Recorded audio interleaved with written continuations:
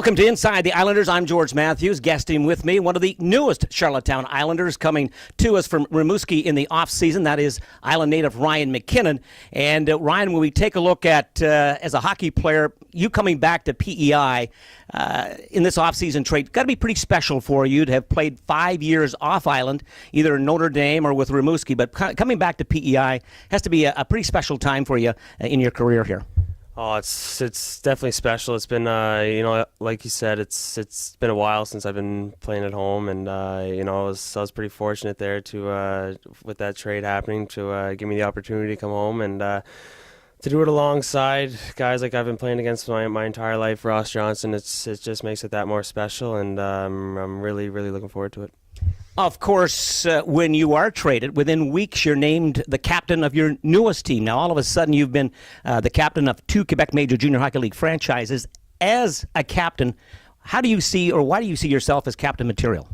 Oh, well, it was a funny story. Back in my Notre Dame experience, there was a coach, Bill Liskowicz, and he the year we won a national championship, he gave me an article, and it was written by Bill Guerin, and he really talked about the characteristics of being a captain, and there was 3 C's to being a captain. One was character, commitment, and communication, and I feel I really took that to heart, and I really tried to mimic myself as a leader around those abilities. And I've learned from so many good captains from my past. I've taken tidbits from what they do, their hobbies off and on the ice, and I've always kept an eye open, and hopefully I can lead the same example.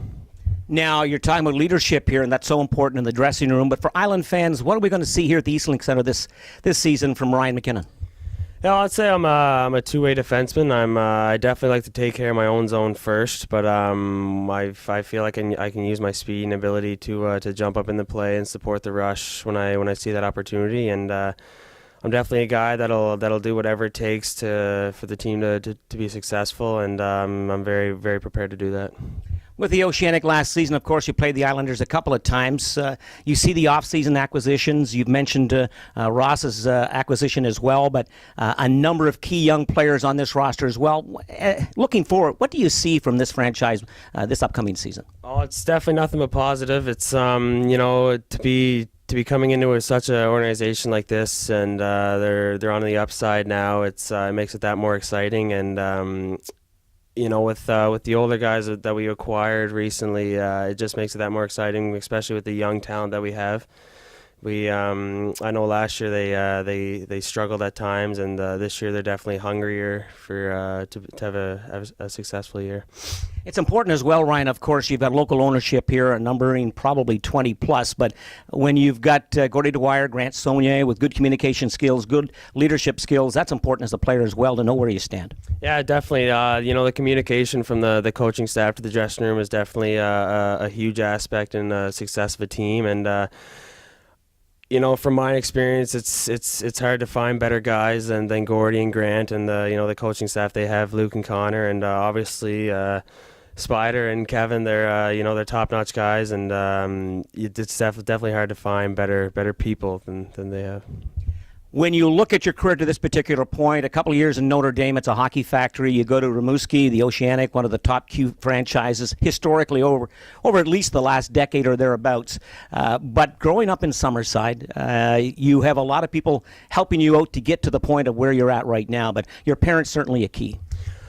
Definitely, there's definitely a lot of people I can thank, but there's no one I can thank more than my parents. And I know that's a cliche, but there really isn't. I wouldn't be sitting on this chair right now if it wasn't for them. They've sacrificed so much for me and by myself just to see me succeed and whatever I did, and I can't thank them enough for everything they've done for me. I mentioned a couple of times already you've played off island now for 5 years. The first 2 of those 5 years were in Notre Dame. What do you draw from that experience in Saskatchewan?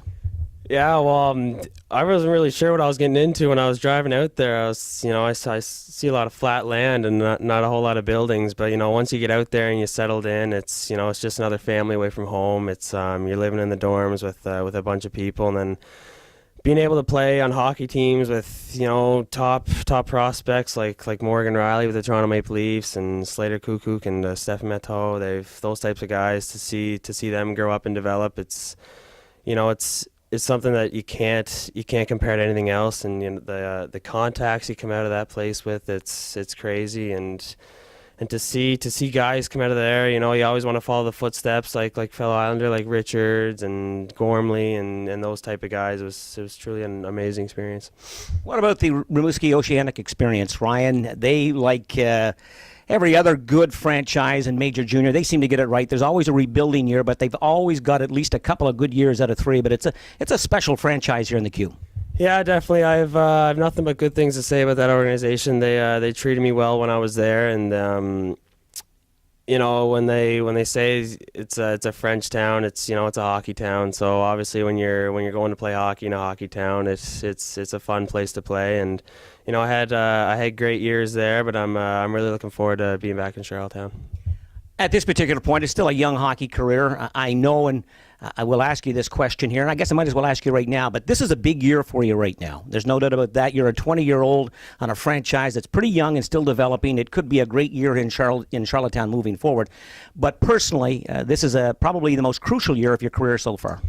Yeah, definitely. It's you know, it's funny to say that I'm one of the older guys in the league now. It's you know, it's my last opportunity to showcase what I have to offer, and you know, obviously, given an opportunity to go play pro would be a dream come true of mine. And you know, it's one of those things that you can't look too far ahead. You got to stay in the present and take it day by day. And I'm excited for training camp to finally start. That, of course, is Ryan MacKinnon of the Charlottetown Islanders. I'm George Matthews. This has been another edition of Inside the Islanders.